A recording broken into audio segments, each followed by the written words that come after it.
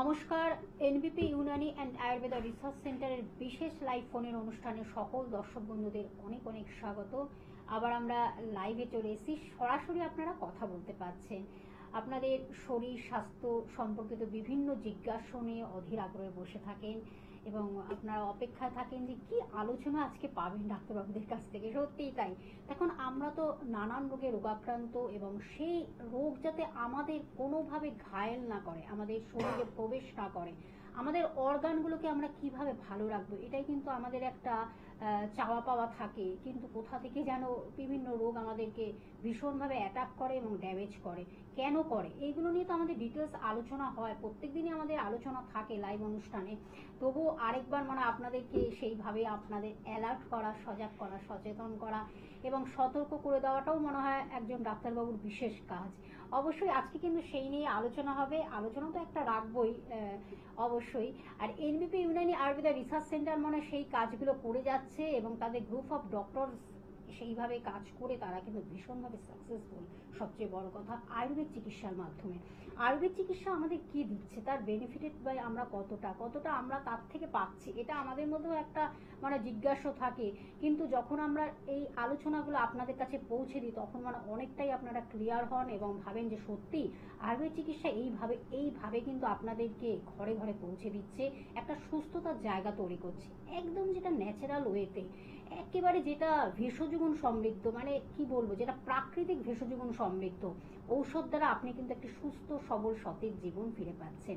অবশ্যই পাবেন সেই আস্থা, সেই ভরসা এবং সেই বিশ্বাস নেই আয়ুর্বেদ চিকিৎসা পথ চলছে এবং এনবিপি ইউনানি আয়ুর্বেদা রিসার্চ সেন্টার কিন্তু সেই কাজ করে যাচ্ছে। তাদের মেধা, তাদের শিক্ষা এবং কোয়ালিটি, তাদের যশ খ্যাতি সবকিছুই বলে দেয় যখন মানুষ ভালো থাকে, সুস্থ থাকে। আজকে আমরা সঙ্গে পেয়েছি এনবিপি ইউনানি আয়ুর্বেদা রিসার্চ সেন্টারের বিশিষ্ট আয়ুর্বেদ চিকিৎসক ডক্টর এস ভাদুরীকে এবং মেডিকেল কনসালটেন্ট। অবশ্যই তাকে যখন পেয়েছি আমাদের জিজ্ঞাসা তো থাকবেই, আলোচনার মাধ্যমে আপনাদেরকে অনেকটাই আমরা জানাবো। যদিও এটা খুব কমন ফ্যাক্টর, পেটের সমস্যা আমাদের আজকের আলোচনা। আসুন না সেই বিষয়ে একটু জেনে নিই, পেটের সমস্যা থেকে কিভাবে আমরা মুক্ত হব। তখন বর্ষা অলরেডি পড়ে গেছে, বৃষ্টি পড়া কিন্তু আমাদের পেটের সমস্যা ভীষণভাবে ডিস্টার্ব করে।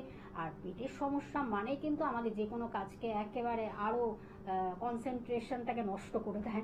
একটা সবসময় একটা কেমন ইরিটেশন তৈরি হয়, কেমন যেন একটা অসুবিধা, অস্বস্তিকর পরিবেশ তৈরি করে। আসুন সে থেকে আমরা কিভাবে মুক্ত হব। ডক্টর আমাদের সঙ্গে রয়েছেন, আমাদের বিশিষ্ট আয়ুর্বেদ চিকিৎসক ডক্টর ভাদুরী রয়েছে। স্যার, আপনাকে স্বাগত অনুষ্ঠানে। নমস্কার স্যার, প্রথমেই বললাম যে পেটের সমস্যা, এটা কিন্তু একেবারে কমন ফ্যাক্টর, প্রতিদিনকার মানুষের পেটের সমস্যা হয়। আবার একটু বাইরে থেকে ওষুধ কিনে কিছুক্ষণ আবার ইনটেক করে সেটা একটু ভালো থাকি, আবার পেটের সমস্যা তৈরি হয়। এই সমস্যাগুলো আমাদের শরীরে ভীষণভাবে দেখা দেয়। আসুন আপনি একটু আমাদের যদি সেইভাবে একটা সুপরামর্শ দিন, কিভাবে আমরা এর থেকে বাঁচবো। দেখুন, এই বর্ষাকালে কিন্তু পেটের সমস্যা বেশিরভাগ বাড়িতেই দেখা যায়। কারণ হচ্ছে এই টাইমে কিন্তু ওই জল বাহিত রোগগুলোই কিন্তু বেশি শরীরের মধ্যে বাসা বাঁধে। দেখা যাচ্ছে যে আমরা খুব বেশি দেখতে পাই সেটা হচ্ছে যে আমাশা বা অ্যামেবিক ডিসেন্ট্রি। এই জিনিসটা কি হয়, আমাদের যদি কোনোভাবে ওই অ্যামেবাইসিস দ্বারা আক্রান্ত থাকে, জলের মধ্যে থেকে যায়, আর সেটা যদি আমাদের পেটে যায় বিভিন্ন উপায়ে, তাহলে কিন্তু আমাদের অ্যামেবিক ডিসেন্ট্রি যেটা বলি বা আমাশা, সেটা কিন্তু দেখা দেয়। ঠিক আছে, অ্যামেবিক ডিসেন্ট্রি।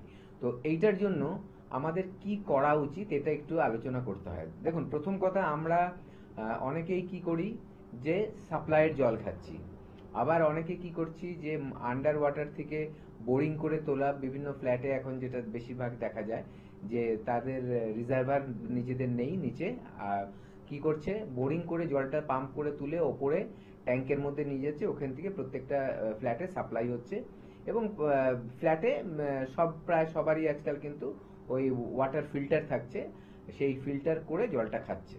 আচ্ছা, এটা গেল। এবং আবার অনেকের দেখা যাচ্ছে যে সাপ্লাইয়ের জল যেটা গভর্নমেন্ট থেকে যেটা দিচ্ছে সেই জলটা খাচ্ছে এবং সেটা কিন্তু বিভিন্ন প্রসেসিং এর মাধ্যমে আসে। ঠিক আছে, জলটা তার মধ্যে দেখবেন আপনি যে জিনিসগুলো দেওয়া হয়, যে মেডিসিনগুলো দেওয়া হয়, সেগুলো কিন্তু এই রোগগুলোকে প্রতিরোধ করে। ঠিক আছে, তার জন্য সেটাও কিন্তু যথেষ্ট সেফ, কোনো প্রবলেম নেই। প্রবলেমটা কোথায় হয়ে যায় যে অনেক সময় দেখা যায় যে আমরা বাইরের খাওয়া দাওয়া করি এবং বাইরের খাওয়া দাওয়া করতে গিয়ে যে ধরুন সেখানে যে জলটা, সেই জলটা দেখা যাচ্ছে পরিষ্কার নয়, শোধন করা নেই এবং হাইজিন মেনটেন করা নেই।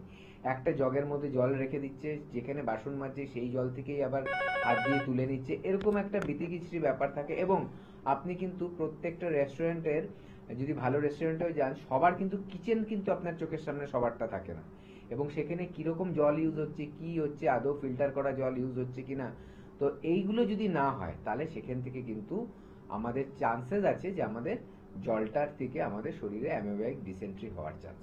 এই জন্যই এটা বর্ষাকালে হয়, কারণ বর্ষাকালে কন্টামিনেশনটা বেশি হয়, এটা এই জীবাণুটার প্রকোপটা থাকে বেশি। তো এর জন্য আমাদের কি করতে হবে, অ্যাভয়েড করতে হবে আমাদের সেই যেখান থেকে খুশি জলগুলো খাওয়া, একেবারেই নয়। নিজের বাড়ি থেকে জল নিয়ে যান, পরিষ্কার পরিচ্ছন্ন, যেই জলটা আপনি 12 মাস ধরে যেরকম ভাবে খাচ্ছেন সেই জলটা নিয়ে যান।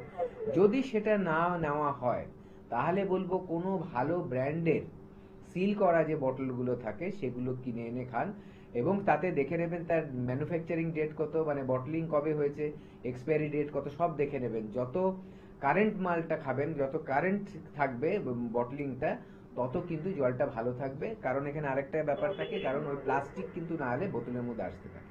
একদম, আমরা আরো এই বিষয়ে জানবো ডিটেলস। একজন বন্ধু রয়েছেন, নমস্কার, কে আছেন সঙ্গে?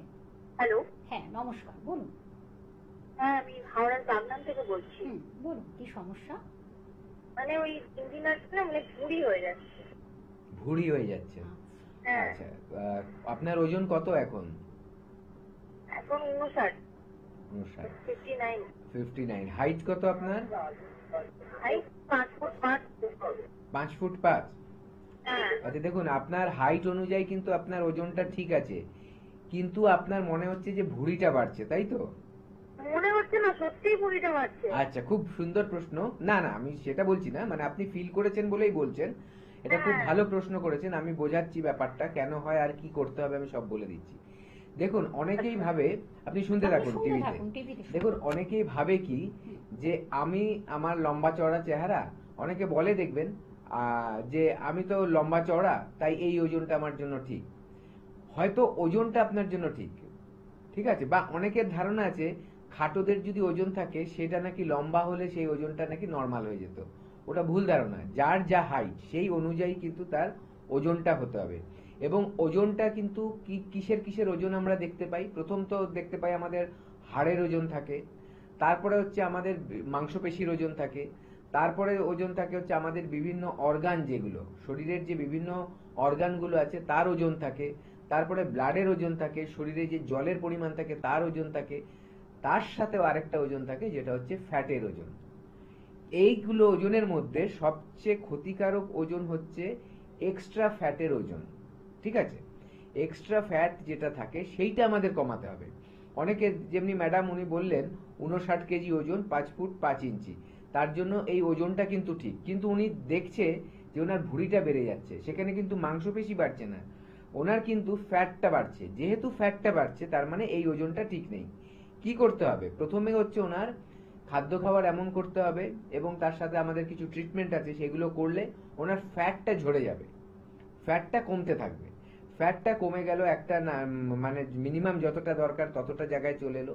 এইবার তাহলে কি হলো, ওনার ওজনটা তো কমে গেল। এবার ওনার খাদ্য খাবারের ধরনটা এমন থাকবে যেটাই আবার ওনার ওজনটা বেড়ে গিয়ে সঠিক ওজনে দাঁড়াবে। এবার যখন ওজনটা বাড়বে, ওনার কিন্তু মাংসপেশির ওজনটা বাড়ানোর আমাদের টার্গেট থাকবে, তখন আর ফ্যাটটা বাড়তে দেওয়া যাবে না। তো এইভাবে করে কিন্তু অ্যাকচুয়ালি ওজন কমাতে হয়, মানে ফ্যাট কমাতে হয় এবং সঠিক ওজনে থাকতে হয়। তো আপনি একটা কাজ করুন, আপনি হেল্পলাইন নাম্বারে ফোন করে একটা চলে আসুন, আমাদের কোথায় ক্লিনিক আপনার কাছাকাছি আছে সেখানে এসে ডাক্তারবাবুদের দেখান। এর ট্রিটমেন্ট আছে, ট্রিটমেন্ট করলে কিন্তু আপনি এই যে পেটটা ফুলে যাচ্ছে বা পেটটা ভারী হয়ে যাচ্ছে বা চর্বি বেশি হয়ে যাচ্ছে সেটাকে কমিয়ে আপনি সঠিক ওজনেও থাকবেন, কিন্তু দেখবেন আপনার পেটটা ফ্ল্যাট হয়ে গেছে, সেখানে আর এক্সট্রা ফ্যাট কিন্তু থাকবে না। এই ট্রিটমেন্টগুলো কিন্তু খুব সুন্দরভাবে হয় এনবিপিতে, কারণ সব রকম ট্রিটমেন্ট কিন্তু আপনারা সেখানে পাচ্ছেন। এখন এই যে ফ্যাট বেড়ে যাচ্ছে, আসলে কি হয় আমাদের সৌন্দর্যটাও অনেকটা মানে ঘাটতি হয় যখন এই যে একটু ভুঁড়ি হয়ে গেল চেহারার মধ্যে, যেন কেমন যেন একটা অস্বস্তিকর পরিবেশ তৈরি হয়। সেটা ছেলেদের হতে পারে, মেয়েদের হতে পারে, সবার ক্ষেত্রে ভুঁড়িটা কিন্তু ভীষণ আমাদের সৌন্দর্যটাকে ব্যাঘাত করে আমার মনে হয়। যাই হোক, আমরা আলোচনায় ফিরবো আবার। স্যার, এই যে আপনি যেটা বললেন যে আমাশার ক্ষেত্রে আমাদের বারবার আমাদের পটি যেতে হয়, এই সমস্যা অনেক সময় দেখা যায় যে গ্যাসের প্রবলেম, অর্থাৎ আমরা বুঝতে পারি না, অনেক সময় পেটের ওপরের দিকে ব্যথা বা অনেক সময় বুকে ব্যথা, এই জায়গাগুলো কিন্তু অনেক সময় সমস্যা তৈরি করে। তা আমরা সেটাকে কিভাবে ডিফারেন্সটা বুঝবো কিভাবে? দেখুন, প্রথম কথা হচ্ছে দুটো জিনিস দেখতে হবে। ধরুন একজন ব্যক্তি সে প্রেশারের বড়ি খাচ্ছে বা হার্টের কোনো সময় ট্রিটমেন্ট করিয়েছে, সেখানে হার্টের ব্যথাটার জন্য তার একটা মাথায় রাখতে হবে যে আমার হার্টের ব্যথা হতে পারে, ব্যথা যেটা হচ্ছে। তার পাশাপাশি আবার তার সেটাও দেখতে হবে সে যে খাদ্য খাবার খাচ্ছে তার মধ্যে তেল মশলা ঝাল এগুলো বেশি আছে কিনা, অতিরিক্ত ডিপ ফ্রাই খাবার খাচ্ছে কিনা, এমন এমন খাবার খেয়ে নিচ্ছে কিনা যার থেকে গ্যাস হতে পারে, তার সাথে তার কনস্টিপেশন আছে কিনা বা পায়খানা পরিষ্কার হচ্ছে কিনা, এই দুটো ব্যাপারই মাথায় রাখতে হবে।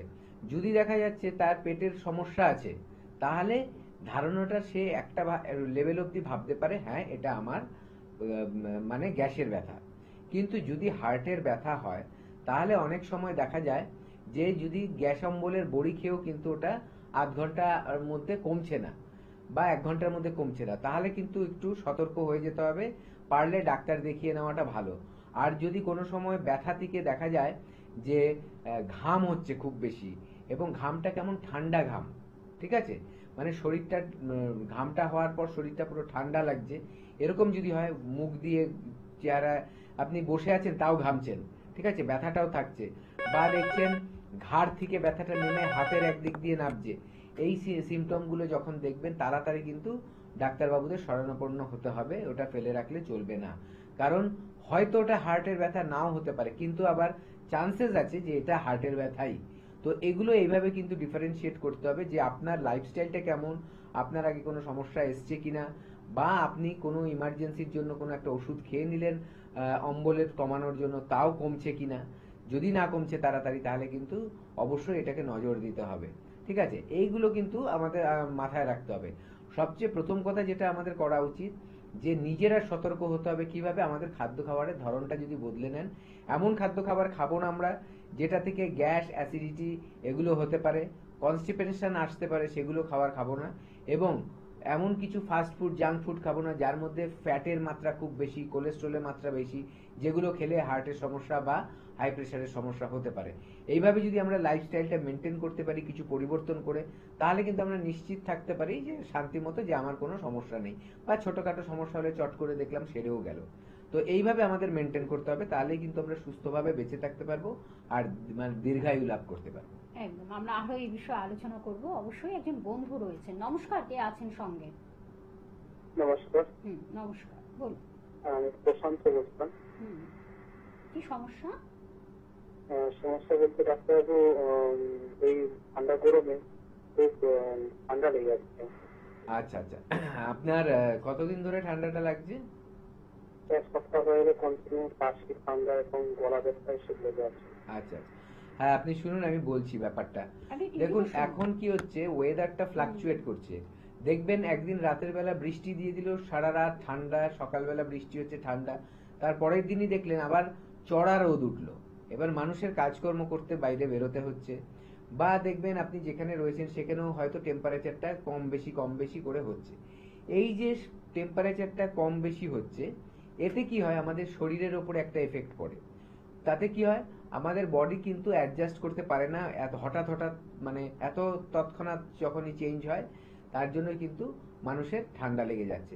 খুব ভালো এক্সাম্পল আপনি বুঝবেন, দেখবেন আপনি যখন কোনো শীতের জায়গায় বেড়াতে গেছেন, যতদিন আপনি শীতের জায়গাটায় থাকছেন, গরমকালে আপনি শীতের জায়গায় বেড়াতে গেছেন, যতদিন সেখানে থাকছেন আপনার ঠান্ডা লাগছে না, যেই ফিরে এলেন আবার গরম পেলেন আপনার বাড়িতে এসে, দেখলেন যে হট করে ঠান্ডা লেগে গেছে। কারণ এই যে হঠাৎ যে চেঞ্জ করে ওয়েদার, সেটার জন্য কিন্তু এটা হয়। এটা যে কোনো সিজনেই হতে পারে, এই বর্ষাকালেও কিন্তু তাই হচ্ছে এখন। দ্বিতীয়ত অনেক সময় দেখা যায় এই গরমে আমরা যে খাবারগুলো খাচ্ছি সেগুলোতে আমাদের শরীর গরম হয়ে যায় এবং আমাদের ডাইজেস্টিভ সমস্যাটাও কিন্তু দেখা দেয়, মানে ডাইজেশনের প্রবলেমও দেখা দেয়। পেট গরম হলেও কিন্তু মাথায় রাখবেন অনেক সময় আমাদের পেটের গন্ডগোল তো হয়, সেখান থেকে কিন্তু জ্বরও আসতে পারে। ঠিক আছে, জ্বরও হয়ে যাচ্ছে, পেট গরম হচ্ছে, জ্বর চলে এলো। তো এইগুলোও কিন্তু বিভিন্ন সমস্যায় যেগুলো আমরা দেখতে পারি এই বর্ষাকালে হচ্ছে এখন। তো এগুলোর থেকে ঠিক রাখতে গেলে কি হবে, ঘাম হলে অতিরিক্ত ঘাম হচ্ছে, জলের পরিমাণটা বাড়াতে থাকবেন। জলের পরিমাণ বাড়ালে কি হচ্ছে, বাইরে আপনার গায়ে রোদ লাগছে কিন্তু ভেতর আপনার কিন্তু ঠান্ডা থাকছে। তার মানে বাইরের সাথে ভেতরটা কিন্তু অতটা গরম হয়ে যাচ্ছে না যতটা মানে জল টল ঠিক মতো না খেলে, ফলের রস না খেলে যেটা হতে পারে, প্রথম কথা। দ্বিতীয়ত একদম হালকা খাবার খাবেন যেটা সহজে হজম হয়ে যেতে পারে, তাহলে দেখবেন পেটের সমস্যাও হচ্ছে না। পেটের সমস্যা না হলে শরীরটা গরম হবে না, দেখবেন আপনার টেম্পারেচারও বডির ঠিক থাকবে, জ্বর আসারও চান্সেস থাকবে না। আর যেটা ঠান্ডা লেগে যাওয়ার ধাতটা, ওটা আমি বললাম যেটা ফ্লাকচুয়েট করে, সেটা বাড়ির গরম থেকে এসে এসির মধ্যে ঢুকে যাবেন না, বা মানে গরম ছিল তারপরে হঠাৎ বৃষ্টি পড়লো, ভিজলেন খুব, এই ভিজলেও কিন্তু হট করে ঠান্ডা লেগে যাচ্ছে এখন। তো এগুলোকে অ্যাভয়েড করুন, ছাতা ব্যবহার করুন, শেডে দাঁড়াবেন যখন ছাতা না থাকলে, এগুলো মেনটেন করুন, দেখবেন ভালো থাকবেন। তার সাথে সাথে দেখবেন যাদের প্রত্যেক বছরই এই ঘটনাগুলো ঘটে তাদের বুঝবেন রোগ প্রতিরোধ ক্ষমতাটা কিন্তু তাদের কম, বা অনেকে আছে 12 মাসই ভুগছে, কখনো ঠান্ডা, কখনো গরমে হচ্ছে, কখন শীতে হচ্ছে, কখন বর্ষাকালে হচ্ছে। তাদের কিন্তু বলবো একবার এসে আমাদের সাথে দেখান, এনবিপিতে ডাক্তারবাবুদের এখানে দেখান। আপনার রোগ প্রতিরোধ ক্ষমতাটা কিন্তু বাড়াতে হবে, তার জন্য আমাদের ট্রিটমেন্ট আছে। সেই ট্রিটমেন্ট করলে আপনার ইমিউনিটি বাড়বে এবং আপনি কিন্তু সুস্থভাবে বেঁচে থাকতে পারবেন। একদম। আর একজন বন্ধু রয়েছেন, নমস্কার, কে আছেন সঙ্গে? হ্যালো, আমি দুর্গাপুর থেকে বলছি। দুর্গাপুর থেকে বলুন, কি সমস্যা? বলছি আমার বাচ্চা হঠাৎ করে কিছুদিন আগে রাতে জ্বর এসেছিল। দিয়ে পরে জ্বর এসেছিল নি, তারপর দিন সকালে মানে টানা খেঁচা মতন হয়ে যায়। দিয়ে আমরা হসপিটালে ভর্তি করলাম, হসপিটালে ভর্তি করার পর এমনি সব ঠিকই হয়ে গেল। বাড়িতে আসার পর আবার অমনি টানা খেঁচা, মানে মাঝে মাঝে কিছুক্ষণ পর পর হচ্ছে, আবার ঠিক হয়ে যাচ্ছে, মানে সঙ্গে সঙ্গে ঠিক হয়ে যাচ্ছে। আচ্ছা, জ্বর আসার পর এটা হচ্ছে কি?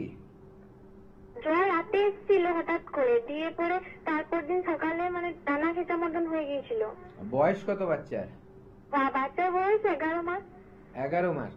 আপনি শুনতে থাকুন, আমি বলছি। দেখুন, এই ব্যাপারটা দুটো অনেক সময় কি তরকা যেটা বলা হয়, যে যদি টেম্পারেচার অনেক বেড়ে যায় তখন কিন্তু এরকম খিঁচুনি হয়, অজ্ঞান মতো হয়ে যায় বাচ্চারা। তখন কিন্তু দরকার, যদি ওরকম হয় অতিরিক্ত জ্বরের থেকে ওরকম হয়ে যাচ্ছে, তাড়াতাড়ি তাকে কিন্তু ঠান্ডা করতে হবে শরীর।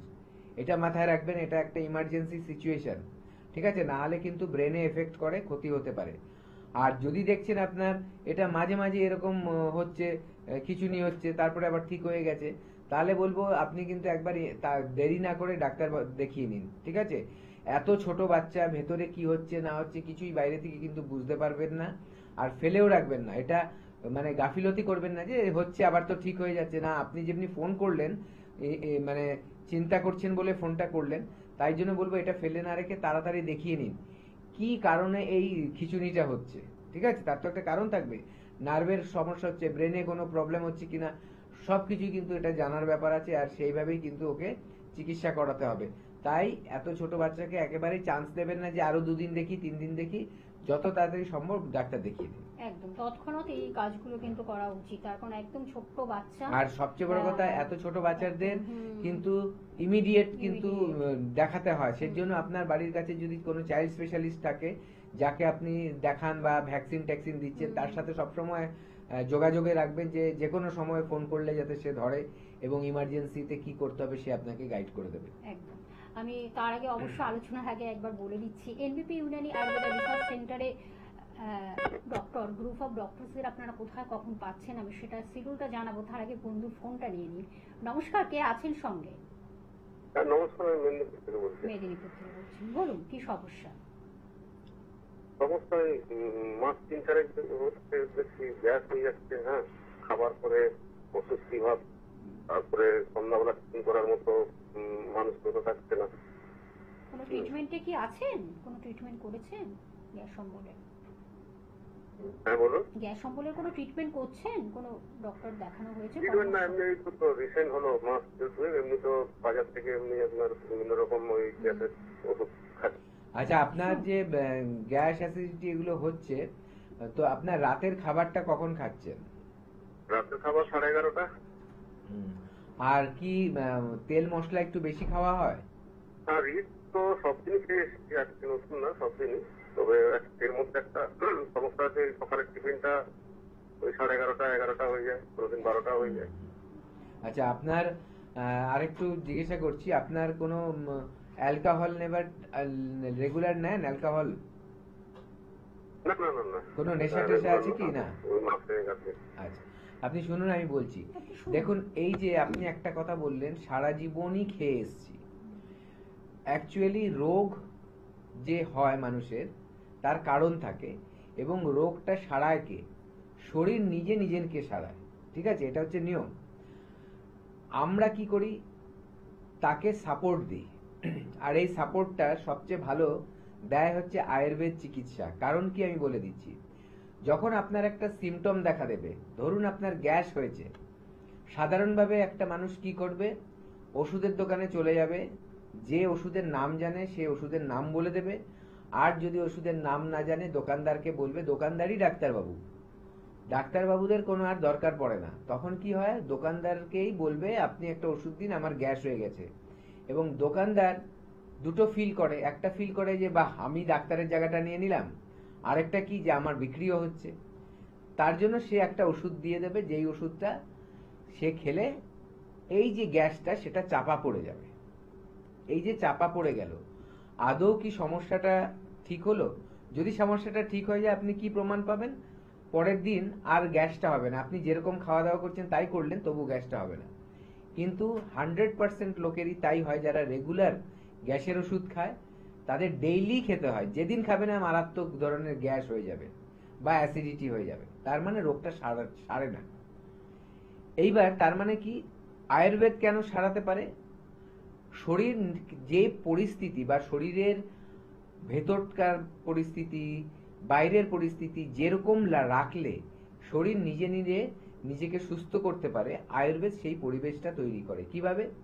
তার যে ওষুধগুলো আছে সেগুলো প্রাকৃতিক ওষুধ, মানে ভেষজ গুণ সম্পন্ন সব গাছপালার থেকে তৈরি, যে ওর যে সুস্থ হওয়ার জন্য যা যা পরিস্থিতি দরকার সেগুলোকে তৈরি করে দেয়। যখনই তৈরি হয়ে যাচ্ছে তখন শরীর কিন্তু নিজেকে সুস্থ করতে পারছে। আর যেখানে খুব ক্রিটিক্যাল, ক্যান্সারের মতো রোগ, আরো বড় বড় রোগ যেগুলো দীর্ঘদিন ধরে একটা মানুষ ভুগছে, অনেক ওষুধ খেয়েছে কমেনি, তারপরে এর আয়ুর্বেদে তখন কি হয়? শরীরকে ডিটক্সিফাই করা যায়। মানে পঞ্চকর্মা থেরাপির দ্বারা আমার শরীরের মধ্যে যে অপ্রয়োজনীয় বর্জ্য পদার্থগুলো জমে থাকছে সেগুলোকে আমি বের করে দেব আয়ুর্বেদ পঞ্চকর্মার মাধ্যমে। যখন সেটা হয়ে যায়, তার মানে শরীর পরিষ্কার। যখন শরীর পরিষ্কার হয়ে যায়, অটোমেটিক দেখা যাবে যে ওষুধগুলো দেওয়া হচ্ছে তার গুণাগুণ বেড়ে যাচ্ছে এবং মানুষ খুব তাড়াতাড়ি সুস্থ হয়ে যাচ্ছে। আপনার ক্ষেত্রে দুটো জিনিস করতে হবে। প্রথম তো কি, রাতের খাবারটাকে তাড়াতাড়ি খেতে হবে। এই যে তেল মশলা ঝাল এগুলো খেয়ে এসছেন, একটা টাইম অব্দি শরীর সহ্য করতে পেরেছে, এখন আর পারছে না, তাই ওটাকে বর্জন করতে হবে। এবং সকালবেলার টিফিন যেটা 11টায় খাচ্ছেন ওটা তাড়াতাড়ি খেতে হবে। ঘুম থেকে উঠে ফার্স্ট হালকা গরম জল খাবেন, তারপরে ব্রেকফাস্ট করবেন তাড়াতাড়ি ঘুম থেকে ওঠার পর। দুপুরে লাঞ্চ চেষ্টা করবেন 1টা থেকে মানে 12:30 থেকে 1টার মধ্যে করার, এবং একটু আগে পরে হলে অসুবিধা নেই, কিন্তু টাইমটা ফিক্স রাখবেন ওরকম। এবং রাতের খাওয়াটা চেষ্টা করবেন যত আর্লিয়ার হয়, তাহলেই দেখবেন এই প্রবলেম অনেক ঠিক হয়ে গেছে। এবং যে আপনি তেল মশলা খেয়েছেন, হয়তো আমাদের কাছে এলে আমরা ইউএসজি করিয়ে দেখব আপনার হয়তো ফ্যাটি লিভার আছে। যদি ফ্যাটি লিভার থাকে তার ট্রিটমেন্টও আমরা করব। লিভার ঠিক হয়ে গেলে দেখবেন আপনার প্রবলেমগুলো কিন্তু চলে যাবে। একদম। আমি একটু চেম্বারগুলো বলে দিচ্ছি, প্লিজ আপনি একটু হোল্ডে থাকুন। আমি জুন মাস এবং জুলাই মাসের আমি শিডিউলটা জানিয়ে দিচ্ছি। হেরিয়াতে আপনারা ডক্টর হালদারকে পেয়ে যাচ্ছেন, মেচেদাতে পাচ্ছেন ডক্টর বি শর্মা উপস্থিত থাকছেন, আরামবাগে থাকছেন উপস্থিত ডক্টর এ হালদার, শিলিগুড়িতে থাকছেন ডক্টর বি শর্মা উপস্থিত থাকছেন, বাঁকুড়াতে থাকছেন ডক্টর এ হালদার, এবং আলিপুরদুয়ারে থাকছেন doctor B Sharma, NBP Unani Ayurveda research সেন্টারের ডিরেক্টর থাকছেন, পুরুলিয়াতে থাকছেন ডক্টর এ হালদার উপস্থিত থাকছেন, গৌহাটিতে উপস্থিত থাকছেন ডক্টর এস ঘোষাল, এবং বোলপুরে থাকছেন ডক্টর এস ভাদুরী, যিনি আমাদের আজকের গেস্ট ডক্টর। এছাড়া ঝাড়গ্রামে থাকছেন ডক্টর এ হালদার উপস্থিত থাকছেন, বনগাঁতে থাকছেন ডক্টর এন ভট্টাচার্য, ক্যানিংয়ে থাকছেন ডক্টর আর দে, এবং রায়গঞ্জে থাকছেন ডক্টর এস ঘোষাল, কাকদ্বীপে থাকছেন ডক্টর বি শর্মা উপস্থিত থাকছেন, জামশেদপুরে থাকছেন ডক্টর এন ভট্টাচার্য, এবং হলদিয়াতে থাকছেন ডক্টর এ হালদার উপস্থিত থাকছেন, আসানসোলে থাকছেন ডক্টর বি শর্মা উপস্থিত থাকছেন, এবং এবং গঙ্গারামপুরে থাকছেন ডক্টর এস ঘোষাল উপস্থিত থাকছেন, শিলচরে থাকছেন ডক্টর বি শর্মা উপস্থিত থাকছেন, ডিব্রুগড়ে থাকছেন ডক্টর এস ঘোষাল, এবং দিল্লিতে থাকছেন ডক্টর এস ঘোষাল উপস্থিত থাকছেন। সেটা কিন্তু 22/7/25 থাকছেন। সেটা আপনাদের এই শিডিউলটা জানিয়ে দিলাম, এবং আরও কিছু চেম্বার সেগুলো আমি জানিয়ে দিচ্ছি। যেটা কিন্তু বনগাঁতে বর্ধমানে থাকছেন ডক্টর এন ভট্টাচার্য, এবং মালদাহে থাকছেন ডক্টর এস ঘোষাল, এবং খড়গপুরে থাকছেন ডক্টর এন ভট্টাচার্য, বহরমপুরে থাকছেন ডক্টর এ হালদার, কৃষ্ণনগরে থাকছেন ডক্টর এ হালদার, কোচবিহারে থাকছেন ডক্টর এস ঘোষাল, এবং দুর্গাপুরে থাকছেন ডক্টর এন ভট্টাচার্য, এবং আগরতলাতে থাকছেন ডক্টর বি শর্মা উপস্থিত থাকছেন। একজন বন্ধু রয়েছেন। নমস্কার, কে আছেন সঙ্গে? নমস্কার, আমি আপনার থেকে জমাদাস বলছি। বলুন বলুন, কি সমস্যাটা বলুন। সমস্যা হচ্ছে আমার গ্যাস হয়ে যাচ্ছে। আগে একটু তরকারি তেল মশলা খেলে কোনোদিন গ্যাস হতো না, এখন একটু মশলা খেলে গ্যাস হয়ে যাচ্ছে। এজ কত, বয়স কত? হ্যাঁ, বয়সটা কত? বয়স 35। 34। শুনুন, কি খেলে গ্যাস হয়ে যাচ্ছে বেশি? তেল মশলা। তেল মশলা, হ্যাঁ, ওটা আপনার কমাতে হবে। ঠিক আছে, গ্যাস হয়। আর পায়খানা পরিষ্কার হয়? না, পায়খানা পরিষ্কার আগে হচ্ছে, এখন এই গ্যাসের জন্য পায়খানা পরিষ্কার হচ্ছে না। একটু খাওয়ার এই সকালের খাওয়াটা 10টা-11টা হয়ে যাচ্ছে খেতে। হ্যাঁ হ্যাঁ, শুনুন, আমি বলে দিচ্ছি আপনাকে কি করতে হবে। আপনি ঠিক জায়গাটাই ধরেছেন, যে খাওয়ার টাইমটা যে হচ্ছে উল্টো পাল্টা, এর জন্য কিন্তু অ্যাসিড বেড়ে যায়। ঠিক আছে, পায়খানা যদি পরিষ্কার না হয় কোনো মানুষের, তাহলে কিন্তু শরীরের মধ্যে গ্যাস বেড়ে যাবে, এবং এই অ্যাসিড গ্যাস এগুলো কিন্তু খুব ক্ষতিকারক।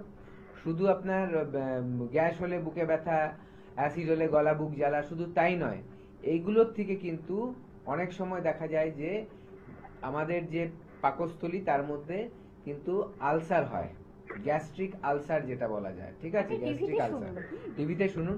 গ্যাস্ট্রিক আলসার হলে কিন্তু মানুষের বিশাল বিপদ, এবং আলসার মানে হচ্ছে ঘা, এবং এই যে ঘাটা তখন কিন্তু সারতে চায় না। দেখবেন অনেকের কালো পটি হয়। ঠিক আছে, একেবারে কালো হয়ে যায় পটি। তার মানে পেটের মধ্যে যদি ওই ঘাটা থাকে, সেখান থেকে রক্ত বেরাচ্ছে, সেখান থেকে কিন্তু তখন পটিটা কালো হয়। তো এগুলো মাথায় রাখবেন যে গ্যাস বা অ্যাসিডিটি যাদেরই হচ্ছে, তাড়াতাড়ি সারাতে হবে। শুধু বড়ি খেয়ে ওটাকে চাপা দিয়ে রাখলে কিন্তু একটা টাইমে ওই বড়িও কাজ করে না। আপনারা খেয়াল করে দেখুন, প্রথমে যেই বড়ি খেতেন, পরে দেখবেন অন্য বড়ি দিচ্ছে, ওইটা কাজ হচ্ছে না, আরো পাওয়ার বাড়াচ্ছে, আবার অন্য পাওয়ার দিচ্ছে। এই করে করে দিনের পর দিন আপনার যে শরীরের যে ক্ষমতাটা, এটা নষ্ট হয়ে যাচ্ছে, ধ্বংস হয়ে যাচ্ছে। আর আলটিমেটলি মানুষটা কিন্তু আর সুস্থ হতে পারছে না। একটা টাইমের পর দেখা যাবে কোনো ওষুধ কাজ করছে না, গ্যাস্ট্রাইটিস হবে, তারপরে হবে গ্যাস্ট্রিক আলসার হবে, এবং কোনো কোনো ক্ষেত্রে দেখা যায় মানুষের যে স্টমাক ক্যান্সার যেটা হয়, সেটা কিন্তু এইসবের দিকেই আস্তে আস্তে হয়। তো এগুলো মাথায় রাখবেন, যাতে কোনো রকম বাজে দিকে না যায় রোগটা। তার জন্য কি, যখনই যে কোনো সমস্যা হচ্ছে, তাড়াতাড়ি ডাক্তারবাবুদেরকে আমাদের এনবিপিতে এসে দেখান। আমাদের ডাক্তারবাবুরা আপনাকে প্রপার পরামর্শ দেবে, এবং যদি কোনো টেস্ট করে দেখতে হয় কিরকম কি আছে ভেতরে, সেগুলোরও কিন্তু আমরা করিয়ে নেব। একদম। আমি একটু জানিয়ে দেবো, আপনারা জানেন এনবিপি ইউনানি আয়ুর্বেদা রিসার্চ সেন্টারে কিন্তু হেড অফিস কিন্তু মধ্যম নামে অবস্থিত। সেখানে সোম থেকে শনি প্রত্যেকটা এক্সপিরিয়েন্স ডক্টররা থাকেন, এবং আপনারা যোগাযোগ করুন অবশ্যই। আর আরেকটু জায়গাগুলো আমি একটু জানিয়ে দিচ্ছি, যেটা কিন্তু উত্তর কলকাতার মধ্যে কিন্তু আপনারা হাতিবাগানে পাচ্ছেন, এবং দক্ষিণ কলকাতার মধ্যে ল্যান্সডাউনে পাচ্ছেন বন্ধুরা অবশ্যই চেম্বার, এবং বেলুড়ে পাচ্ছেন, খিদিরপুরে পাচ্ছেন। এছাড়া হাওড়া, শিবপুর, বাল্টিগুড়িতেও বন্ধুরা পাচ্ছেন অবশ্যই চেম্বার, এবং দক্ষিণ 24 পরগনার আমতলাতে পাচ্ছেন প্রত্যেক বৃহস্পতিবার। সেখানে কিন্তু ডক্টর বি শর্মা উপস্থিত থাকেন, আপনারা জানেন সেটা। এবং হেল্পিং নাম্বারটা আমি একটু জানিয়ে দিচ্ছি, যেটা আপনারা হেল্পিং নাম্বার বলে টিভি স্ক্রিনে দেখতে পাচ্ছেন দুটি নাম্বার, 9830235527 একটি নাম্বার, এবং আরেকটি নাম্বার 9830235537।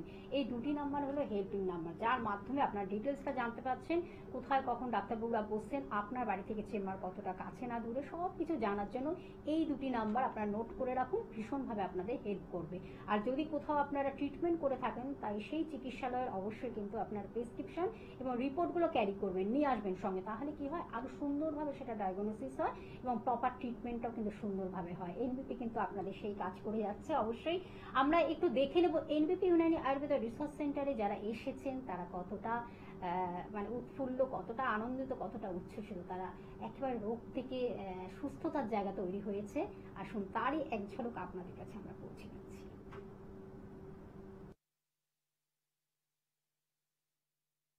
আপনি হাঁটুর ব্যথা কতদিন ধরে ভুগছেন? তা 10-15 বছর হবে।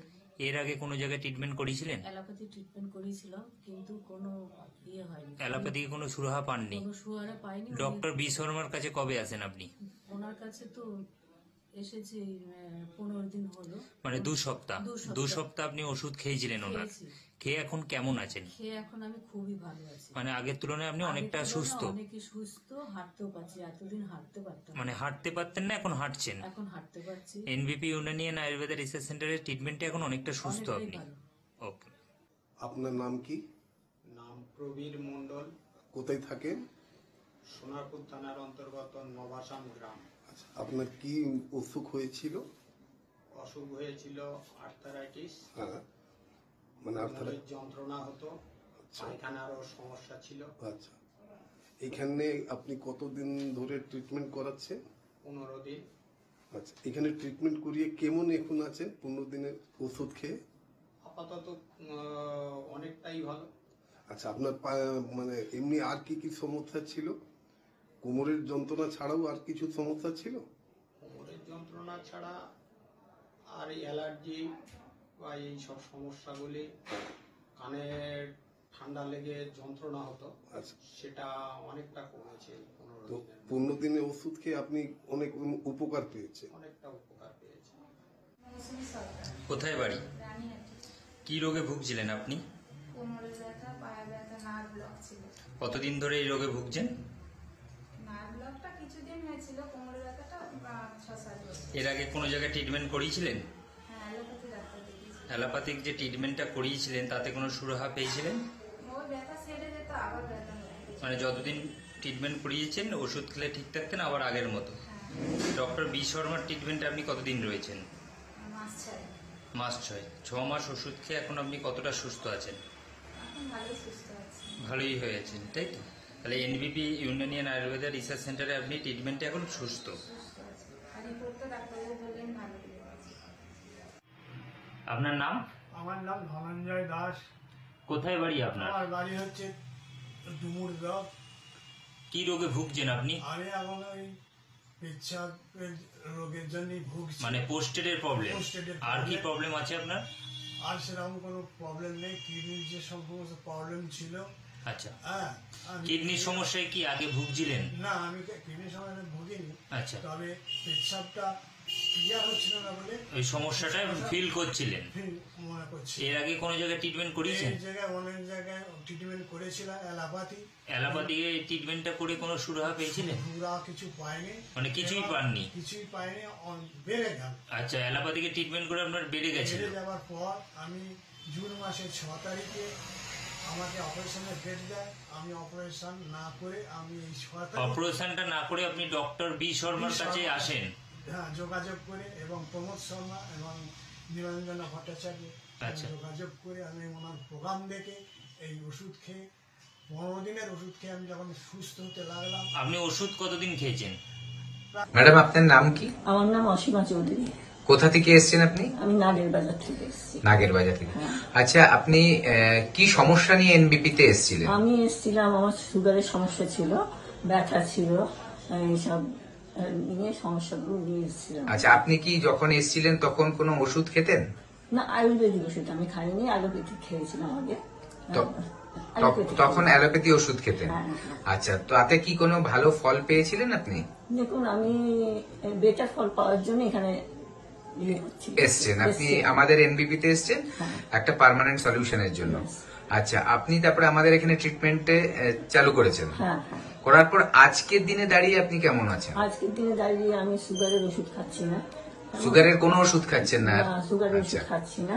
আর তারপরে ব্যথার ওষুধ আমি বলতে গেলে বন্ধ করে দিয়েছি প্রায়। কোনো পেন কিলার বা কোনো ওষুধ খেতে হচ্ছে না এখন? আপাতত আমার কিছু খেতে হচ্ছে না। তাহলে আপনার যে সমস্যা নিয়ে এসেছিলেন সেটা সম্পূর্ণভাবে এখন ঠিক হয়ে গেছে? হ্যাঁ, মনে করছি। আচ্ছা, আপনি এতে খুশি তো? অবশ্যই। আচ্ছা, এখন আপনি চলে ফিরে বেড়াতে পারছেন, যেখানে আপনার ইচ্ছে মতো যেতে পারছেন? হ্যাঁ, যাচ্ছি। আচ্ছা, কোনো কষ্ট হচ্ছে না? আচ্ছা, আমি বয়স তো একটা কম না। একদম। তবে আপনাকে আমি একটা রিকোয়েস্ট করব যে যে দর্শকরা দেখছে আপনার প্রোগ্রামটা, তাদের জন্য কিছু কি মেসেজ দেবেন? শুনুন, আমার দিক থেকে আমি বলবো যে আমি তো ফুললি স্যাটিসফাইড। এখন আপনারা যদি আপনারা নিজেদের বেটার কিছু মানে আশা করেন, তাহলে অবশ্যই আপনার একবার এনবিপি ভিজিট করুন। থ্যাংক ইউ ম্যাডাম, আপনাকে অশেষ ধন্যবাদ। নমস্কার স্যার, আপনার নাম? বিপ্লব মন্ডল, আচ্ছা, আপনি কোত্থেকে এসেছেন? বসিরহাট থেকে। বসিরহাট থেকে। আপনি কি সমস্যা নিয়ে এনবিপিতে এসেছিলেন? কিডনি সমস্যা, কিডনিতে পাথর। কিডনিতে পাথর। আচ্ছা, কিডনিতে পাথর হয়েছে। এখানে আসার আগে কি কোনো চিকিৎসা করেছিলেন? চিকিৎসা করেছিলাম। আচ্ছা, তাতে রেজাল্ট পাইনি। মানে একই ছিল? একই ছিল। আর কিডনিতে পাথর থাকাকালীন কি সমস্যা হতো আপনার? ব্যথা হতো, খুব ব্যথা হতো। পেচ্ছাপ করতে? পেচ্ছাপ ঠিক ছিল, এমনি ব্যথাটা হতো। হ্যাঁ, আচ্ছা, এবার আপনি আমাদের এনবিপিতে এসে যে ট্রিটমেন্ট করলেন তাতে রেজাল্ট পেয়েছেন তো? পাথরটা কি এখন বেরিয়ে গেছে? বেরিয়ে গেছে। আচ্ছা, কতদিন ওষুধ খেয়েছেন? 45 দিন পেয়েছি। 45 দিনে আপনার পাথরটা বেরিয়ে গেছে, কিডনি থেকে পাথর বেরিয়ে গেছে। অবশ্য আপনারা দেখলেন এনবিপি ইউনানি আয়ুর্বেদ রিসার্চ সেন্টারে তারা এসেছেন। মানুষ বিভিন্ন জায়গা থেকে, দূর দূর প্রান্ত থেকে এসে তারা সুস্থ সবল সতেজ জীবন ফিরে পেয়েছেন এবং তারা কতটা প্রাণবন্ত, কতটা আবেগপ্রবণ হয়ে তাদের কথাগুলো আপনাদেরকে জানাচ্ছে যে তারা সুস্থ হয়েছেন। একদম নির্দিষ্ট একটা টাইম দেওয়া হয়, তার মধ্যেই তারা কিন্তু সুস্থতার জায়গা ফিরে পান। এনবিপি ইউনানি আয়ুর্বেদ রিসার্চ সেন্টার সেই কাজ করে যাচ্ছে। তাদের গ্রুপ অফ ডক্টরস, ভীষণভাবে এক্সপিরিয়েন্স ডক্টররা কিন্তু তাদের এই কাজের মধ্য দিয়ে তারা সাকসেসফুল। অবশ্যই আমরা আজকে যে আলোচনা করছি, আমাদের সঙ্গে রয়েছেন এনবিপি ইউনানি আয়ুর্বেদ রিসার্চ সেন্টারের বিশিষ্ট আয়ুর্বেদ চিকিৎসক এবং medical consultant doctor S Bhaduri. আবার আমরা ডক্টর ভাদুরীর কাছে যাব, তার আগে ফোন এসে ফোনটা নিয়ে নিচ্ছি। নমস্কার, কে আছেন সঙ্গে? নমস্কার, আমি মনিদীপা বলছি ব্যারাকপুর থেকে। বলুন মনিদীপা, কি সমস্যা? মানে এই ঠান্ডা গরমে ঠান্ডা লেগে যাচ্ছে, সর্দি কাশি জল জল ভাব আছে। আচ্ছা, আপনি কোনো ওষুধ টষুধ খেয়েছেন কিছু এর ব্যাপারে? হ্যাঁ, এই ওষুধ দোকান থেকে বলে খেয়েছিলাম, কিন্তু কমছে না। আচ্ছা, আপনি একটা কাজ করুন, শুনতে থাকুন, আমি বলছি। প্রথম কথা, আর কিছু জিজ্ঞাসা আছে আপনার? না না। আচ্ছা, প্রথম কথা একটা কাজ করবেন, যখনই এরকম ঠান্ডা লাগবে দুটো তিনটে জিনিস করবেন। একটা হচ্ছে যখনই দেখবেন কাশি হচ্ছে, সর্দি হচ্ছে, তখন এগুলোকে ঠিক করার জন্য প্রথমত টেম্পারেচারটা ঠিক করে মেনটেন করবেন। কিরকম? যে ধরুন আপনি বাইরে থেকে এসেছেন প্রচন্ড রোদে, এসেই স্নান করে ফেলবেন না, এটা মাথায় রাখবেন। আসলেন, এসে গরম লাগছে বলে ফট করে স্নান করে ফেললেন, করবেন না। আসার পর কি করবেন, ঘামটা হলে ঘামটা ড্রেস চেঞ্জ করে ঘামটাকে আগে শোকাবেন। তা অতক্ষণে কি হবে, আপনার শরীরে গরমটা কমে যাবে, ওই যে হিটটা যে ওটা আস্তে আস্তে ঠান্ডা হতে থাকবে। তাহলে কি হবে, যখন আপনি নর্মাল জল দিয়ে স্নান করবেন ওই হঠাৎ টেম্পারেচারের চেঞ্জ ওটা কিন্তু হবে না। ঠিক আছে, এটা একটা। দ্বিতীয়ত, যদি আপনি এসিতে বসার হ্যাবিট থাকে তাহলে এসেই ঢুকে যাবেন না এসিতে, আগে ফ্যানের হাওয়া খাবেন, জামা কাপড় বদলাবেন, একটু গাটা শোকাবে, তারপরে আস্তে আস্তে এসিতে ঢুকবেন। তাহলে দেখবেন এই যে হঠাৎ টেম্পারেচার বদলানোটা এটা ঠিক থাকবে, মানে অসুবিধা হবে না, প্রথম কথা। দ্বিতীয় কথা, ধরুন আপনার এই যে খাদ্য খাবারগুলো চেষ্টা করবেন একদম হালকা হালকা খাবার খেতে, গরম যখন পড়বে বেশি।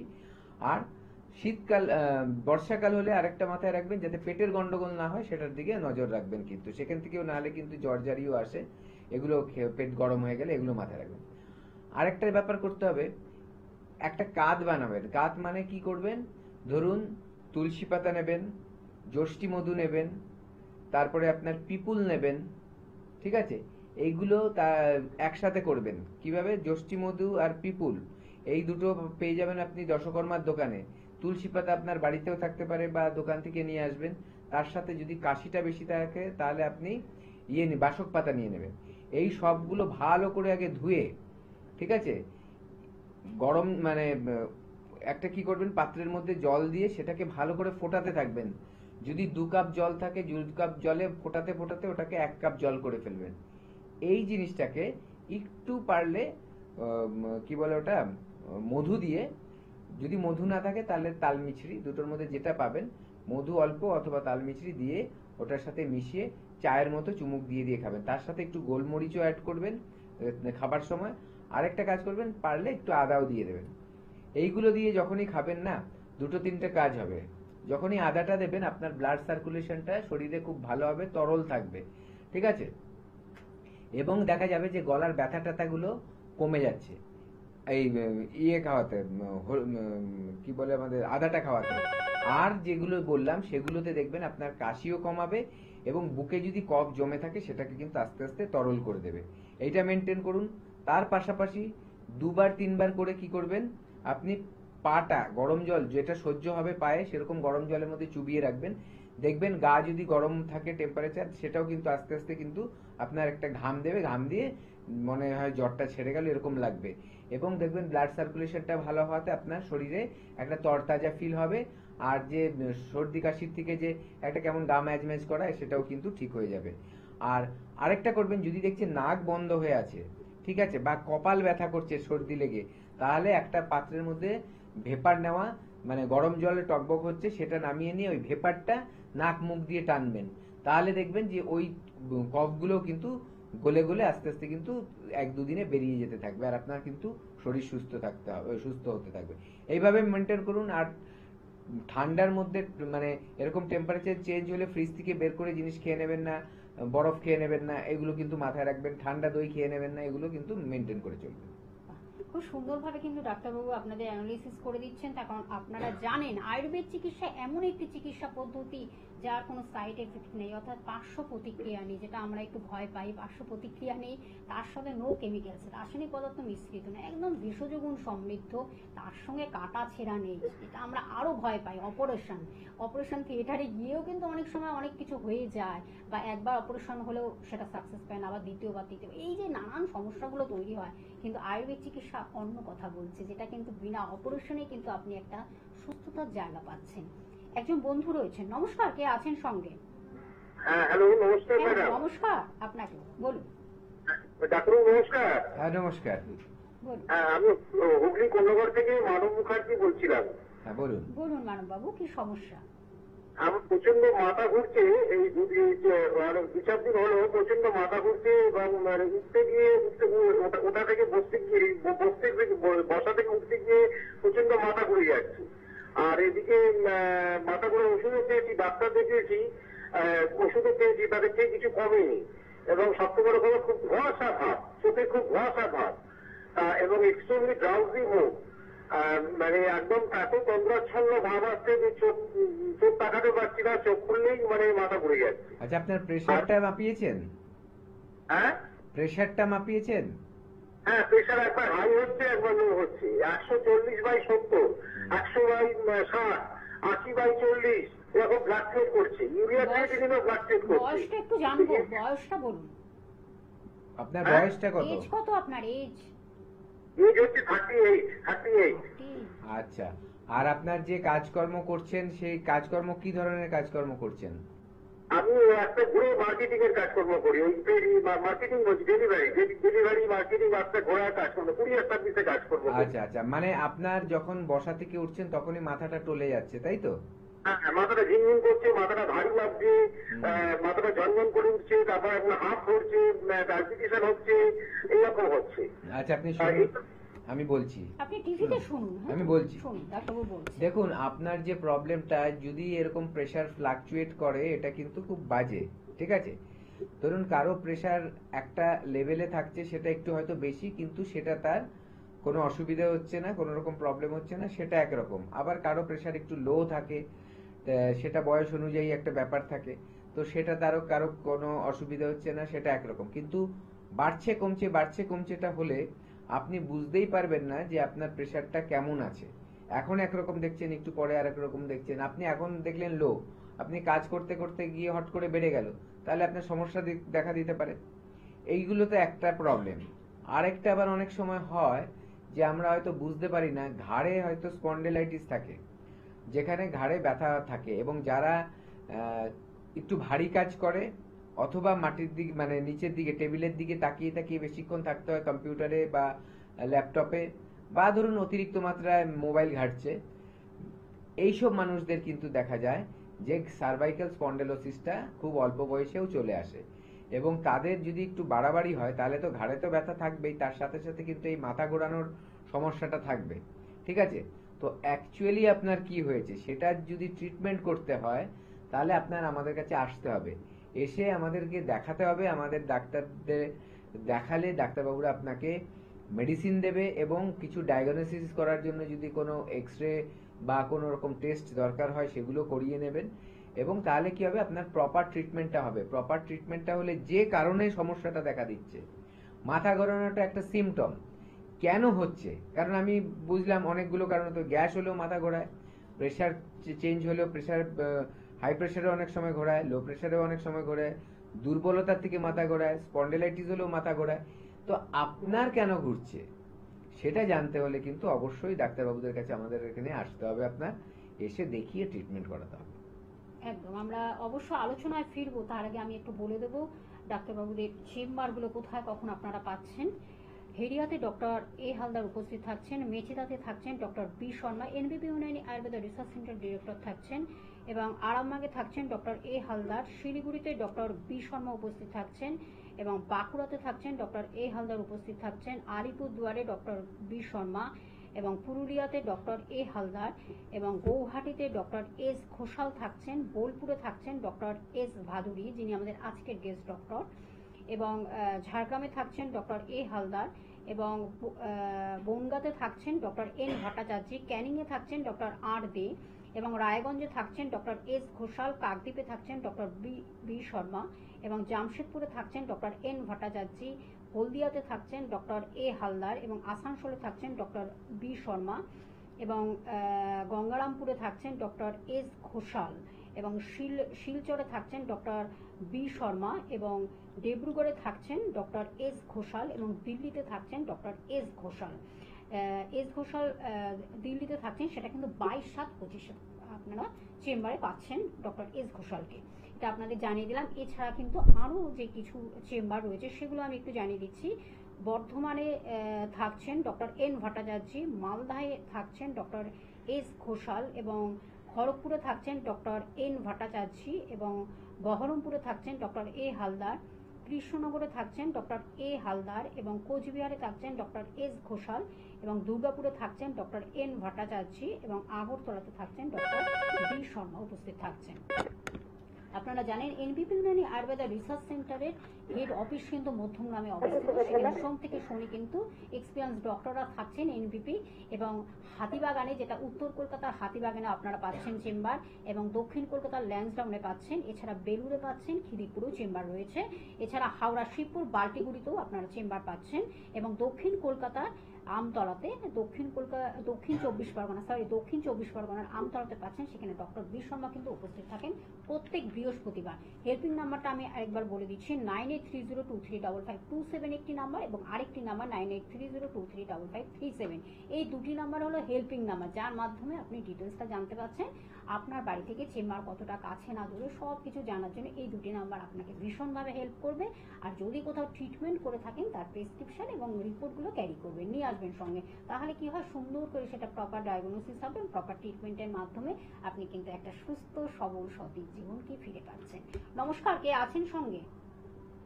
আমি কেষ্টপুর থেকে রূপালী বলছি। হ্যাঁ রূপালী, বলুন কি সমস্যা? আমার সমস্যাটা হচ্ছে মাঝে মাঝে মাথাটা যন্ত্রণা করছে। কতদিন ধরে হচ্ছে এটা? 1 মাস 1.5 মাস ধরে। বয়স কত? আমার 28। 28। চোখের কোনো সমস্যা আছে, যে চোখের পাওয়ার বাড়ে বা চশমা আছে এরকম কিছু? না না, চশমা নেই। চশমা নেই না। আর আপনার কি কম্পিউটার বা মোবাইল বেশি ঘাঁটছেন ওরকম ব্যাপার আছে? মোবাইল হাঁটি, কম্পিউটারটা হাঁটি না। আচ্ছা, আরেকটা কথা, আপনার যে ব্যথাটা হয়, মাথা ব্যথা করছে, কিরকম করছে বা কখন করছে একটু বলুন আমায়। এই সকালে সকালে। ডেইলি সকালে হয় না? একটু ভালো করে গুছিয়ে বলুন আমায়, যাতে আমি বুঝে আপনাকে উত্তরটা দিতে পারি, ঠিক আছে? মানে আপনার কি মাথার একটা সাইড ব্যথা করে নাকি পুরো মাথাটাই? একটা সাইড। তখন কিরকম লাগে? মানে শরীর অস্থির করে, লাইট দেখলে অসুবিধা হয়, এরকম হয় কি? মানে অন্ধকার ভালো লাগে, মনে হয় একা শুয়ে থাকি, ওরকম হয় নাকি অন্য কিছু? বলুন। লাগে যে মানে একটু শুয়ে পড়লে ভালো লাগবে হয়তো। আচ্ছা ঠিক আছে, আমি বলছি আপনাকে। আপনি দেখুন, অনেক সময় কি হয়, আমাদের যে সমস্যাগুলো না, আমরা বলতে গেলে কনফিউজড হয়ে যাই, গুলিয়ে ফেলি যে এইটা কি হয়, মাথায় থাকে না, বা সেই মুহূর্তে কি হচ্ছে আমরা মনে রাখি না, অনেক সময় এগুলো দেখা যায়। বা যদি কথার কথায় কারো ব্যথার কথা বললাম, হ্যাঁ মাথা ব্যথা করে, কোন পার্টটা ব্যথা করে হয়তো তখন আমার খেয়াল নেই, এবার আমি বললাম বলে হয়তো উনি এখন কি হবে মনে রাখবে, হ্যাঁ যে আমার কোন দিকটা ব্যথা হয়, কি ব্যথা। সবসময় সবকিছু মানুষের মাথায় থাকে না, তার জন্য বলতেও পারে না। তো আমি বলে দিচ্ছি, সাধারণত দেখা যায় যে কখনো কখনো যে একটা সাইডে মাথায় ব্যথা হচ্ছে, এবং মাইগ্রেনের পেন বলা হয় এটা। মাইগ্রেনের পেন মানে হচ্ছে এটা নার্ভ জনিত কিন্তু ব্রেন রিলেটেড একটা প্রবলেম। সেই ব্যথাটা হলে কি হয়, একটা সাইড ধরে ব্যথা হয়, এবং ব্যথাটা বাড়তে বাড়তে এমন হয় মানুষ তখন কান্না শুরু করে দেয়, চোখ দিয়ে জল বেরিয়ে যায়, কোনো কিছু ভাল লাগে না, তখন মনে হয় শুধু অন্ধকার ঘর করে আমি এক জায়গায় পড়ে থাকি, খেতে ভালো লাগে না, অনেকের মাইগ্রেনের ব্যথাতে বমিও হয়ে যায়, এত সাংঘাতিক। এটা সাধারণত হয় কেন, মানসিক চাপ যদি কারো খুব বেশি থাকে বা খুব অতিরিক্ত পরিশ্রম করছে, তাদের ক্ষেত্রে দেখা যাচ্ছে নিতে পারছে না শরীর, তখন কিন্তু দেখা যায় এই মাইগ্রেনের পেনগুলো মানুষের আসছে। এটা ব্রেন বা নার্ভ গঠিত কিন্তু সমস্যা, ঠিক আছে? আবার অনেক সময় এমন হয় যে চোখের সমস্যা থেকেও কিন্তু মাথা ব্যথা করে, কপাল ব্যথা করে, চোখটা মনে হচ্ছে কামড়াচ্ছে, এগুলো করে, এগুলো কিন্তু আরেকটা সমস্যা ব্যথার। আবার আরেকটা ব্যথা হয় কি, অনেক সময় আমাদের সাইনাসের প্রবলেম থাকে, ধরুন এই যে কপালের এই জায়গাগুলো ব্যথা করবে, এই জায়গাগুলো সাইনাস পয়েন্টস থাকে, তখন কি হয়, কেউ যদি অতিরিক্ত বেশি পরিশ্রম করে বা রোদে যায় বেশি, তাদের কিন্তু এই মাথা ব্যথাগুলো হয়।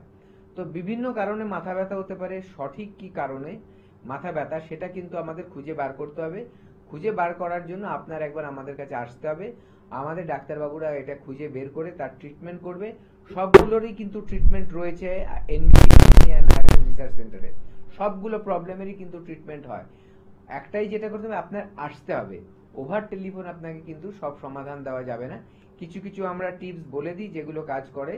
তাছাড়া কিন্তু রোগটা যদি বাড়াবাড়ি হয় বা অনেক দিনের হয়ে গেছে, তাহলে কিন্তু এসে ট্রিটমেন্ট করাতে হবে, মেডিসিন খেতে হবে, আয়ুর্বেদ মেডিসিন। তার পাশাপাশি যদি কারো পঞ্চকর্মা থেরাপির প্রয়োজন থাকে, তাহলে আমাদের ডাক্তারবাবুরা বলে দেবে, সেটা করাতে হবে। তাহলে দেখবেন প্রত্যেকটা সমস্যা থেকে কিন্তু আপনি বেরিয়ে আসতে পারছেন। একদম, এনবিপিতে কিন্তু আপনারা সব রকম ট্রিটমেন্ট পাচ্ছেন, ডাক্তারবাবু সেটাই বলছেন যে আমাদের ছোট সেই রোগ থেকে বড় রোগ, ক্রনিক রোগ থেকে শুরু করে বিভিন্ন রোগের কিন্তু যেগুলো দুরারোগ্য রোগ, নানান রকমের চিকিৎসা কিন্তু আপনি একই ছাদের তলায় পাচ্ছেন। আরেকটি যেটা বলতে হয়, এখানে কিন্তু আপনারা স্কিন ট্রিটমেন্ট থেকে শুরু করে হেয়ার ট্রিটমেন্ট, সব রকম ট্রিটমেন্ট, এছাড়া পঞ্চকর্ম থেরাপি, মেডিটেশন, সব কিছু কিন্তু আপনারা একই ছাদের তলায় পাচ্ছেন। তার কারণ অনেক সময় আমরা নানান জায়গায় ছুটে বেড়াই, কিন্তু যখন আমরা একই জায়গায় সব কিছু পাই, তখন মনে হয় আরও মনটা ভালো লাগে যে এখানে আসলে কিন্তু আমরা সব রকম ট্রিটমেন্টটাও পাচ্ছি। তার সাথে আমাদের যেটা সৌন্দর্য রক্ষা করা বা সৌন্দর্যের ক্ষেত্রেও কিন্তু সেটাও কিন্তু আপনারা পাচ্ছেন, মানে স্কিন ট্রিটমেন্ট, হেয়ার ট্রিটমেন্ট, মানে অ্যাস্থেটিক, সেখানে একটা ডিপার্টমেন্ট রয়েছে লা এলিগেন্স বলে, সেখানে কিন্তু ডাক্তারবাবুরা আপনাদের সেই রকমভাবেই ট্রিটমেন্টগুলো আপনাদের দিচ্ছেন এবং মানুষ কিন্তু খুব ভালো আছেন। নমস্কার, কে আছেন সঙ্গে? হ্যালো, হ্যাঁ বলুন বলুন বলুন, কে আছেন সঙ্গে? রতন দলুই। হ্যাঁ রতন দলুই। হ্যাঁ বলুন, কি সমস্যা বলুন। সমস্যা বলতে গা হাতটা খুব ব্যথা। গা হাত পা ব্যথা, কোনো কি জ্বর জারি হয়েছে বা ঠান্ডা লেগেছে? ঠান্ডা বলতে একটু না, হ্যাঁ তাহলে মানে গলা কাছে একটু কফ আসে হালকা।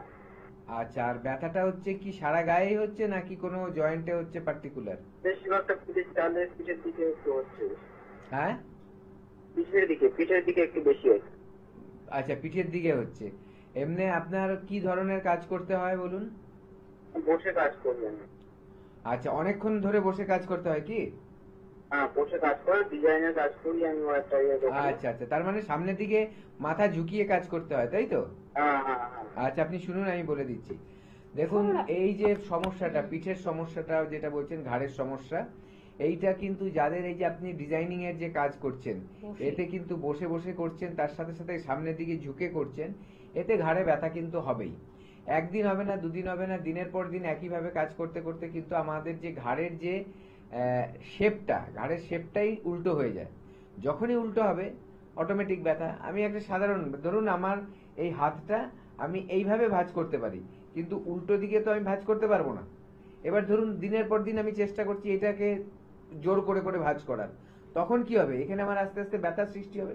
সেম কিন্তু ঘাড়ের জন্য হয়। ঘাড়টা আমাদের থাকার কথা এইরকম, একদম এইরকম, ঠিক আছে? কোনো এক্সরে করলে সেটা বোঝা যায়, সাইড থেকে যখন এক্সরে গুলো করে তখন বোঝা যায় যে আমাদের ঘাড়ের হাড্ডিটা বেঁকে থাকার কথা এরকম। কিন্তু আপনি দিনের পর দিন যখন সামনের দিকে ঝুঁকে ঝুঁকে যে কোনো কাজ করছেন, তখন আস্তে আস্তে সেটা উল্টো দিকে হয়ে যাচ্ছে।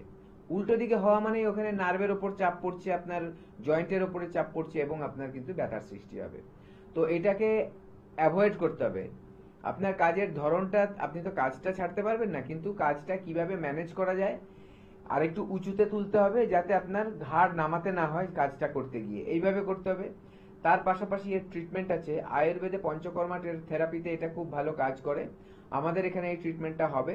মেডিসিনের পাশাপাশি কিন্তু আপনি এই পঞ্চকর্মা থেরাপিটা যখন এখান থেকে করবেন, এনবিপিতে এসে দেখা যাবে দুটো মিলিয়ে যখন ট্রিটমেন্ট হচ্ছে, খুব সুন্দর রেজাল্ট কিন্তু আপনি পাচ্ছেন এবং আপনি সুস্থ হয়ে যাচ্ছেন। মানে ঘাবড়ানোর কিছু নেই, কিন্তু ফেলে রাখবেন না রোগটাকে নিয়ে, তাড়াতাড়ি আসুন, এসে ট্রিটমেন্ট করান, দেখবেন আপনি সুস্থ হয়ে গেছেন।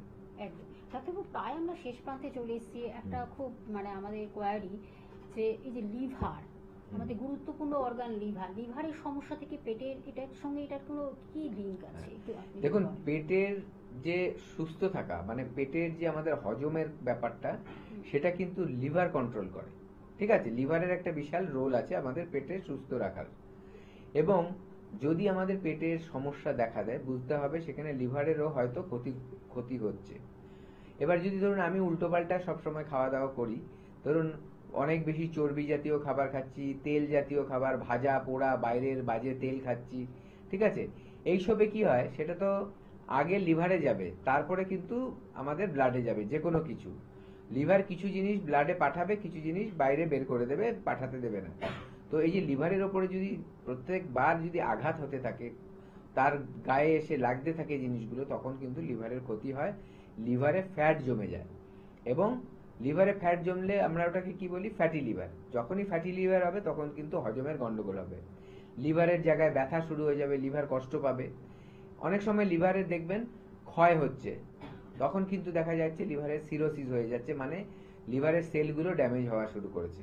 আবার এই লিভার থেকে কিন্তু দেখা যায় অনেক সময় স্কিনের প্রবলেম দেখা দিচ্ছে। লিভার যদি ফাংশন ঠিক না করে, বলি না আমরা যে একটা সমস্যা হয়েছে, লিভার ফাংশন ঠিক নেই, তার মানে কি? লিভার ঠিক মতো নিজের কাজ করতে পারছে না, ও অসুস্থ হয়ে যাচ্ছে।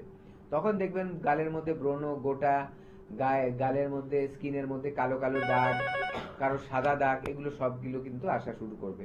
তো লিভারের কিন্তু হজমের সাথে এবং আমাদের সুস্থতার সাথে থাকার জন্য বিশাল একটা কিন্তু রোল প্লে করে। একদম। একজন বন্ধু রয়েছেন, নমস্কার, কে আছেন সঙ্গে? হ্যাঁ নমস্কার, আমি অজয় সাঁপুই বলছি। বলুন বলুন। সমস্যা হচ্ছে আমার 30 বছর বয়স, সমস্যা হচ্ছে আমার গ্যাসের সমস্যা। আচ্ছা, কতদিন ধরে ভুগছেন এটাতে? এই মানে 1-2 মাস হচ্ছে। 3 মাস হয়ে গেছে। আচ্ছা, আপনার খাওয়া দাওয়ার ধরনটা কেমন হয়? খাওয়া দাওয়া হচ্ছে, বাড়ির খাওয়া দাওয়া হয়। তেল মশলা কি বেশি থাকে না? বাড়িতে যেমন রান্না হয়।